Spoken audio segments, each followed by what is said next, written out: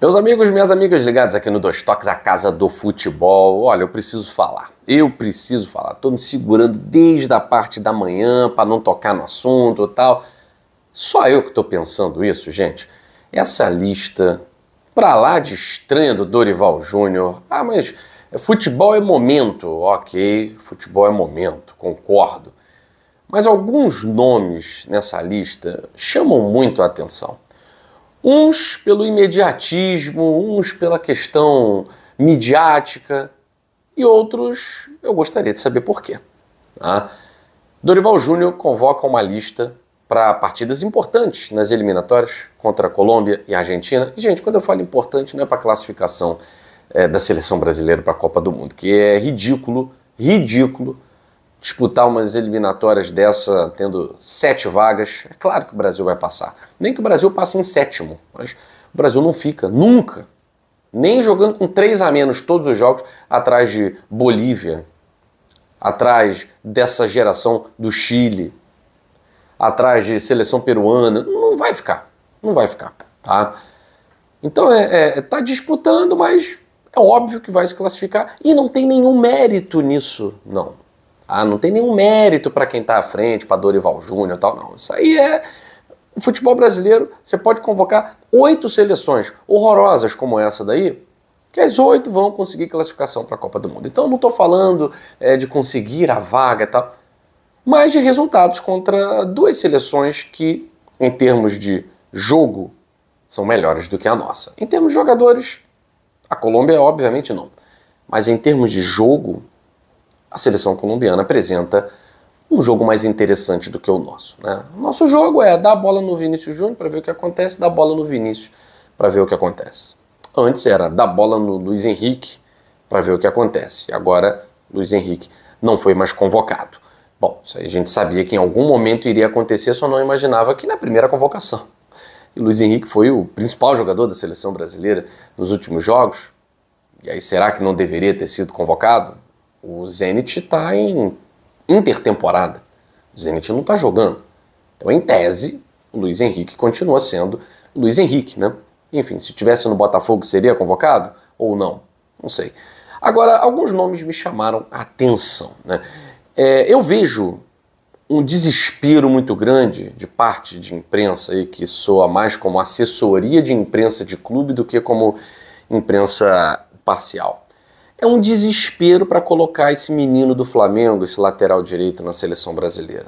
Que é um lateral direito nota 6. O torcedor do Flamengo que está me assistindo aqui sabe muito bem que no ano passado estavam pedindo a cabeça dele. Estavam chamando o Wesley de simplesmente horroroso. Ele não tem condição de jogar no Flamengo. Que maluco da Europa vai querer contratar esse cara? Não é possível que o Atalanta vai levar esse cara. Vamos vender, vai ser a maior venda da história, porque ele não acerta um cruzamento, ele não acerta nada, ele é isso, ele é aquilo, ele dá espaços, ele não marca. No ano passado, o Wesley, no retrasado, todos os anos, foi pintado de tudo que era jeito, como tudo menos jogador de futebol à altura do Flamengo. O Varela era titular, o Wesley era reserva e tal. Aí, do nada, o garoto faz, sei lá, 3 embaixadinhas, acerta um cruzamento e tal, ganha uma Supercopa do Brasil, faz bons jogos contra a Boa Vista, contra Nova Iguaçu, contra Bom Sucesso e companhia.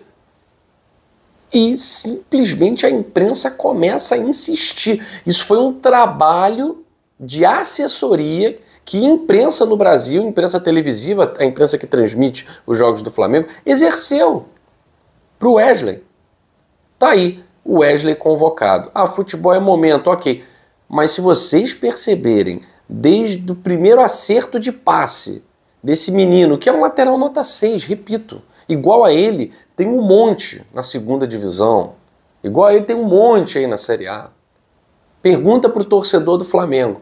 É porque agora, né? Agora não, nunca falei isso. Tá? As pessoas esquecem, né? Lembram-se que o print é eterno, tá? Lembrem-se de que o print é eterno. Mas, para mim, sinceramente, é uma convocação de assessoria, agora não sei se é do empresário ou se é do Clube de Regatas Flamengo, né?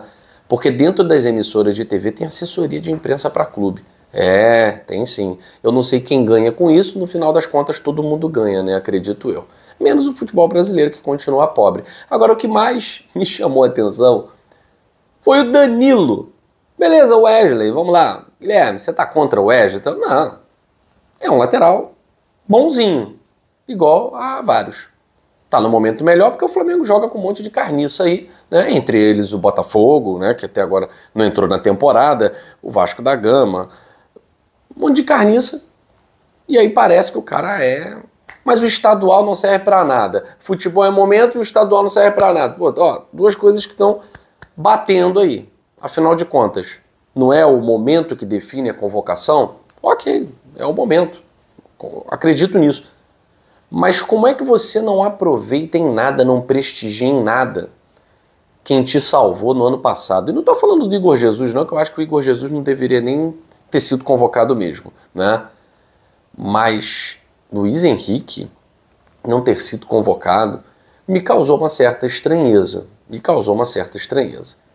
Parece uma punição que foi dada ao jogador por ter se transferido ao futebol russo. E não foi por conta de suspeita de envolvimento em apostas, porque o Paquetá continua sempre convocado. Ah, não foi na outra, mas foi na próxima. Ah, não foi nessa, mas foi na anterior. O Paquetá está sempre convocado.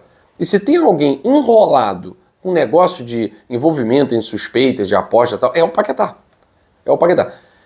Então o Dorival Júnior, que tem uma limitação muito grave, né? A gente não tem treinador no futebol brasileiro, treinador nacional, patrício, né? Você não tem treinador à altura do que a seleção brasileira já foi. Não tem. Hoje a seleção brasileira, lamentavelmente, precisa de um treinador estrangeiro para fazer o Brasil jogar futebol competitivo com as seleções da Europa. Dorival Júnior é limitadíssimo. Ele tem seríssimas limitações, tá? Ah, foi campeão no Flamengo aí no último ano da Libertadores, aí ganhou uma Copa do Brasil, sabe lá como, com São Paulo. Pronto, já foi alçado a... Sempre foi um treinador de segunda linha. Ele é treinador há milhões de anos. Olha os cabelinhos do Dorival Júnior. São branquinhos, né? Ele é treinador há muito tempo. Tem as suas qualidades, principalmente trabalhando com a base. No Santos mostrou isso, né? Naquele Santos do Neymar. Depois ficou, ó, Ceará, Série B, aí pegava um time na Série A. Nunca foi um treinador de primeira linha. Isso não mudou. Só que deu a sorte de pegar Flamengo e São Paulo. E conseguir títulos, né? E aí, como a seleção brasileira estava jogada às traças, né? Ramon Menezes, Fernando Diniz, quem é o menos pior? Aí vai você. Ninguém queria o Dorival, todo mundo queria o treinador estrangeiro, né? Mas o estrangeiro não quer, ninguém quer, então foi o Dorival. Agora, a gente já sabe que muitas vezes não é o treinador que convoca a seleção. O que me assustou é que quem convocou o Danilo, eu tenho certeza que foi o Dorival. Agora, o Danilo, há 3 meses, 4 meses, não vou nem dizer a última convocação, porque o Danilo não foi convocado. Porque não tinha que ser convocado mesmo. O Danilo é um ex-lateral em atividade.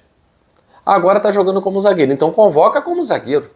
E não merecia convocação como zagueiro, né? Por favor. Tem muitos zagueiros de ofício, que não são zagueiros improvisados, que jogam melhor do que o Danilo. Aí agora, o Danilo saiu da Juventus e foi para um clube do Brasil, que tem muito apelo na mídia. O Danilo voltou a ser selecionável. O Danilo voltou a ser convocado e, pasmem, como lateral. É inacreditável. É inacreditável. O cara simplesmente era o pior de todos. Aí agora voltou. Isso jogando 2, 3 partidas, tá? Talvez por causa das entrevistas, não sei. Mas não há critério nenhum na convocação de jogadores dessa seleção brasileira. Essa convocação, em específico, é uma convocação de mídia. Basicamente, de mídia. A do Danilo, eu tenho certeza que foi o Dorival que inventou isso, para agradar não sei a quem. Mas esse time, pode me cobrar depois, esse time toma uma pancada, uma bendada da Argentina. Ah, mas tem o Vinícius Júnior. Sempre teve o Vinícius Júnior. Sempre teve o Rodrigo, sempre teve o Rafinha. E já falei. Não é só com bons jogadores que a gente monta uma seleção. É preciso ter uma cabeça pensante por trás do projeto, por trás do processo. E não tem. O Brasil passou vergonha com o Vinícius Júnior, passou vergonha com o Rodrigo, com o Rafinha, com um monte de gente aí. E foi respirar graças a alguns jogadores que estavam no futebol brasileiro. Gerson, do Flamengo, Luiz Henrique, Igor Jesus, do Botafogo. Algum jogador, Rafinha do Barcelona, quando o Vinícius Júnior não estava podendo jogar, quando o Savinho estava mal, aí você não prestigia nem o Luiz Henrique, que é um bom jogador, o melhor jogador do ano passado do futebol brasileiro. Estranho. Outros laterais que estiveram, como o Abner, bom jogador, foi titular, inclusive, né, numa vitória da seleção, eles somem. Então não há nenhum critério, você não tem repetição de time. Vai ser difícil ganhar da Argentina.